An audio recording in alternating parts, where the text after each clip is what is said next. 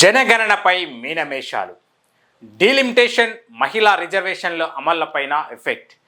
2021లో జరగాల్సిన జనగణన చాలా ఆలస్యంగా వచ్చే సంవత్సరంలో ప్రారంభం కావచ్చని ఇటీవల వార్తలొచ్చాయి. అధికారికంగా ఎలాంటి ప్రకటన వెలువడినప్పటికీ విశ్వసనీయ వర్గాలు తెలిపిన దాని ప్రకారం జనగణన జరిగిన తర్వాత లోక్సభ నియోజకవర్గాల పునర్విభజన జరగాల్సి ఉంటుంది. అయితే 2029 నాటికి అమలు చేస్తామన్న మహిళా రిజర్వేషన్లు కూడా జనాభా లెక్కలతో ముడిపడి ఉన్నాయి. మోడీ, అమిత్ షా ద్వయం అదే పనిగా ఉదరగొడుతున్న జమిలీ ఎన్నికల మాట సరే సరి. జనగణనపై ప్రభుత్వం ఇంకా మీనమేషాలు లెక్కిస్తూ ఉంది.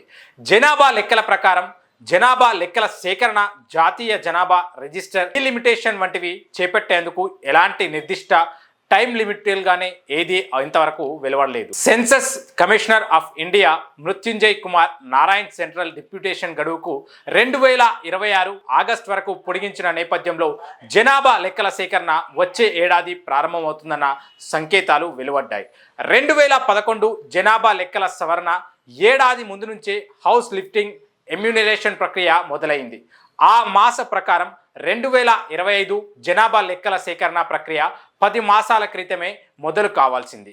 జనాభా రిజిస్టర్ సేకరించిన గణాంకాల రిపోర్టు ప్రకటించడానికి ముందే రాష్ట్రాల శాసనసభలు సాధారణ మెజారిటీ దానిని ఆమోదించాల్సి ఉంటుంది. ఈ లాంఛనాలన్నీ పూర్తయ్యే వరకు తగినంత వ్యవధి అవసరం. అయితే 1976లో నిలిచిన ప్రక్రియ జనాభా లెక్కల సేకరణ 2 దశల్లో చేపట్టాల్సి ఉంటుంది. 1 హౌస్ లిస్టింగ్, 2 జనాభా ఎమ్యూనరేషన్. దీనికోసం రిజిస్టర్ జనరల్ సెన్సస్ కమిషనర్ కార్యాలయం ఇప్పటి వరకు 31 ప్రశ్నల్ని రూపొందించినట్లు విశ్వసనీయ వర్గాల లోగు. అయితే జాతీయ జనాభా రిజిస్టర్ 2020లోనే నవీకరించాల్సిన ఉండగా కోవిడ్ కారణంగా వాయిదా పడింది. ఈ రిజిస్టర్ ప్రజలకు సంబంధించిన అన్ని వివరాలు నమోదు చేస్తారు. అయితే దీనిని జాతీయ పౌరుల రిజిస్టర్తో అనుసంధానం చేస్తున్నారని ఉన్నటువంటి ఆందోళన వ్యక్తమవుతున్నాయి. కోవిడ్ మహమ్మారి విజృంభించడంతో ఆ ప్రక్రియ వెనక్కిపోయింది. జనాభా లెక్కల సేకరణలో 2025లో జరిగే కసరత్తులో ఎన్సిపిఆర్ అమలు లేదా ఎన్పిఆర్ అమలవుతుందా లేదా అన్నది ఇంకా స్పష్టం కాలేదు. ప్రతి 10 ఏళ్లకోసారి జనగణన తర్వాత నియోజకవర్గాల పునర్విభజన చేపట్టాల్సి ఉంటుందని రాజ్యాంగం పేర్కొంటుంది. ఆ ప్రకారమే 1951, 1961, 1971 సంవత్సరాల్లో జనాభా లెక్కల సేకరణ తర్వాత లోక్సభ స్థానాల పునర్వ్యవస్థీకరణ జరిగింది. 1951లో 36 కోట్ల జనాభా ఉండగా లోక్సభ మొత్తం సీట్లు 494 ఉండేవి. 1961లో 44 కోట్లకి జనాభా పెరిగినప్పుడు పార్లమెంటు స్థానాలు 523కి పెరిగాయి. 1971లో 55 కోట్ల జనాభా చేరుకున్నప్పుడు ఈ సీట్ల సంఖ్య 543కు పెరిగింది. అయితే ఈ ప్రక్రియ జనాభా విస్ఫోటనానికి ఆస్కారం ఉందన్న ఉద్దేశంతో ఇందిరాగాంధీ వచ్చే 25 ఏళ్ల వరకు డీలిమిటేషన్ చేపట్టకుండా నిషేధం విధించారు. 2002లో నియోజకవర్గాల పునర్విభజన జరిగిన లోక్సభ సీట్ల మొత్తం సంఖ్యలో మార్పు లేకుండా నియోజకవర్గాల హద్దులు పునర్వ్యవస్థీకరించేందుకు పరిమితమైంది. ఎస్సీలకు 84, ఎస్టీలకు 47 రిజర్వ్డ్ నియోజకవర్గాలు కేటాయించారు. ఆ తర్వాత ప్రధాని అటల్ బిహారీ వాజ్పేయి దానిని 2002 నుంచి మరో 25 సంవత్సరాలు పొడిగించారు. రాజ్యాంగంలోని ఆర్టికల్ 82 ప్రకారం 2026లో నియోజకవర్గాల పునర్విభజన జరగాల్సి ఉంది. పాత గాయం రేగుతుందా? 1971 జనాభా లెక్కల ఆధారంగా పునర్వ్యవస్థీకరించినటువంటి లోక్సభ నియోజకవర్గాల సంఖ్య ఇప్పటికే కొనసాగుతుంది. 1971 నాటితో పోలిస్తే జనాభా రెట్టింపు అయింది. ఆ ప్రకారం చూస్తే లోక్సభ ఎన్నిక కనీసం 750 స్థానాలు ఉండాలి.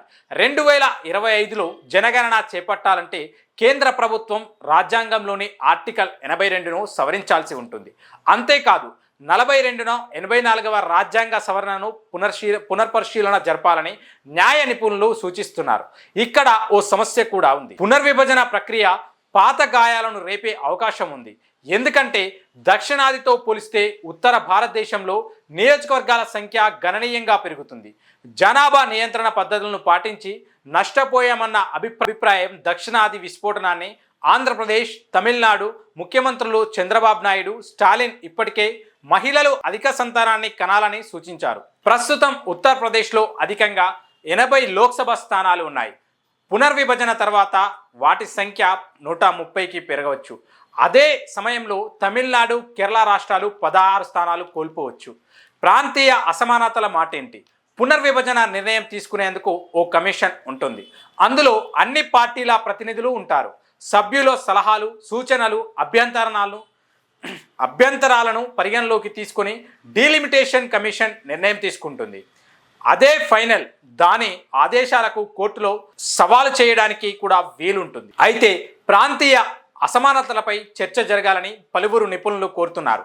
అయితే రాష్ట్రాల అభ్యంతరాలను పరిగణలోకి తీసుకుంటారా అనేది కూడా అనుమానమే. ప్రస్తుతం దేశంలో సగం రాష్ట్రాలు ఎన్డీఏ పాలనలో ఉన్నాయి. కాబట్టి దీనిని మోడీ ప్రభుత్వం బుల్డోజర్ చేసినా చేయొచ్చు. ఇక కులగణన పెరుగుతున్న డిమాండ్. 1951 తర్వాత కేవలం ఎస్సీ ఎస్టీ జనాభాను మాత్రమే లెక్కించారు తప్ప మిగిలిన కులాల సమాచారాన్ని సేకరించలేదు. అది కూడా చట్టసభల్లో వారి స్థానాలను నిర్ణయించడానికి. ఈ నేపథ్యంలో సమగ్ర కులగణన నిర్ణయించడానికి బీహార్లో ఇప్పటికే కులగణన జరగగా కాంగ్రెస్ పాలిత రాష్ట్రాలు కూడా ఆ బాట పట్టాయి. కర్ణాటకలో కులగణన జరిగిన ఆ సమాచారం ఇంకా విడుదల కాలేదు. దేశవ్యాప్తంగా కులగణన చేపట్టే విషయంలో ప్రభుత్వం ఇంకా ఓ నిర్ణయానికి రాలేదు. ఉపకులాల విషయంలో కూడా సందిగ్ధత కొనసాగుతుంది. రాజ్యాంగ సవరణలు కూడా అవసరమంటున్నారు. లోక్సభ నియోజకవర్గాల పునర్విభజన ప్రక్రియ పూర్తయితే పార్లమెంట్లో మహిళలు కల్పించే రిజర్వేషన్లపై స్పష్టత వస్తుంది. 2029 సార్వత్రిక ఎన్నికల్లో మహిళలకు కేటాయించే స్థానాలపై ప్రభుత్వం 2027, 2028లో ఓ నిర్ణయానికి రావచ్చని ప్రభుత్వం వర్గాలు తెలిపాయి. ఇక జమిలీ ఎన్నికల విషయానికి వస్తే అది పునర్విభజన ప్రక్రియ కంటే స్పష్టమైనది. ఎందుకంటే జమిలీ ఎన్నికలు జరపాలంటే 5 రాజ్యాంగ సవరణలు చేయాల్సి ఉంటుంది. అయితే అందుకు అవసరమైన సంఖ్యాకులం ప్రస్తుతం ప్రభుత్వానికి లేదు.